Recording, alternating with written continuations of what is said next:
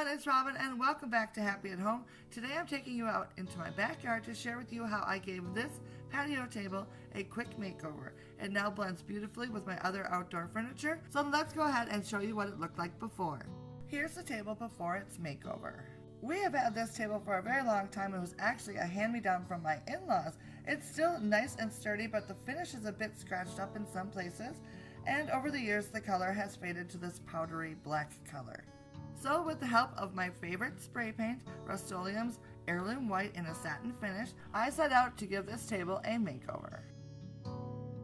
The first thing I did was cover the glass tabletop with a combination of craft paper and painter's tape.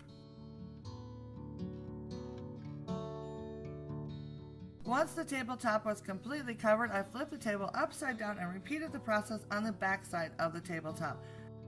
Once that was all complete, I started painting the table's frame. I gave the bottom section one light coat of spray paint, allowed it to sit and cure for a couple hours, and then I gave it another coat of paint. I then flipped the table right side up and gave the remainder of the table 2 coats of paint as well. All in all, I used almost 3 cans of spray paint.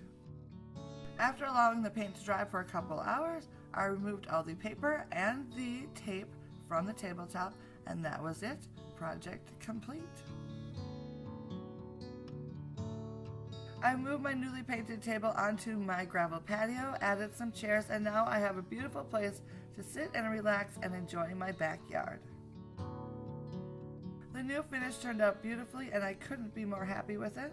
The table now blends seamlessly with the rest of the furniture that I'm using out in this space, and I absolutely love it. Just goes to show how a simple can of spray paint and a little elbow grease can make such a big difference.